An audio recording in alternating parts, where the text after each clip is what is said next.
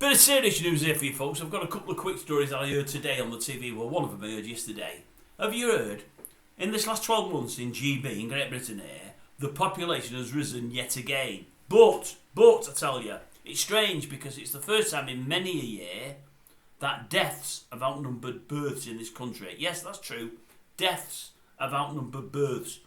So how could it rise, the population, you might say? Well, these are very difficult, very changing times. It's changing times at this moment in time. The problem is at the moment, it's all down to migration. Every Tom, Dick and Harry wants to get in here. Well, I say Tom, Dick and Harry, it's more Ali, Hassan and Muhammad, or maybe Aisha or Zainab.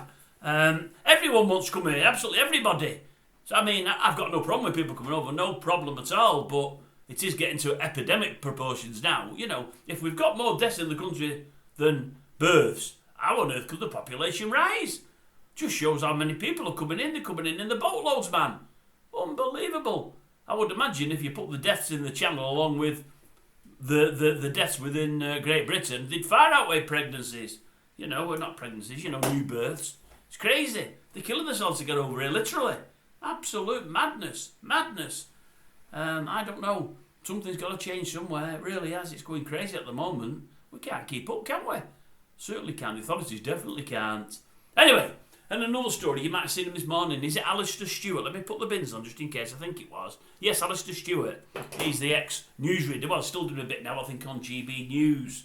He was on the TV this morning talking about his current fight with vascular dementia. Did something on him about 6 months ago because I seen a piece where I think Nigel Farage was interviewing him. I quite enjoyed it. A good interview they had. Felt sorry for the fella. And I said at the time, for all he might be suffering with it, he's looking all right, he's doing okay. Well, this is 6 months on. Couldn't believe how well he was today. I mean, all right, he looked in the chair there like a little gnome and didn't realise he was that small compared to the bloke that was interviewing him. But other than that, he looked dapper, he looked really, really good, sounded really, really good.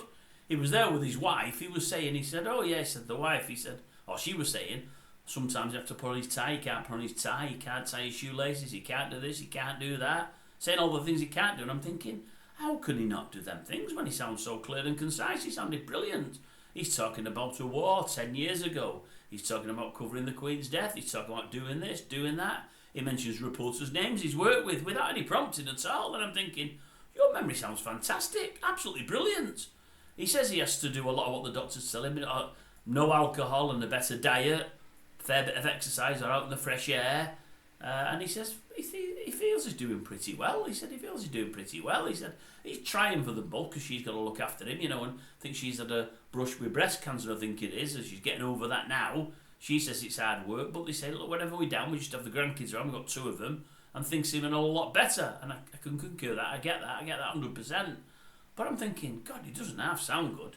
I mean, I think he did say vascular dementia isn't as bad as some other things. I think he mentioned Alzheimer's being worse. I mean, I'm sure he said that. But I thought, God, he looked good and sounded good considering what he's going through. And I thought it was very brave of him to come on there and, tell us what's going on with him and, let us see him out. He's not hiding behind any bushel there at all. He's letting himself out there. And I thought it was a really crackerjack of an interview. It really, really was good. So, yeah, I enjoyed that. And, Alistair, keep going. Keep your pecker up, as they say. I don't mean anything rude in that, but just keep your pecker up. You're doing well considering. To listen to you and to look at you, you wouldn't know there was anything wrong whatsoever. So I hope it's a very, very, very, very, very slow decline. For me, based on today, you've got years left yet, man. Years left.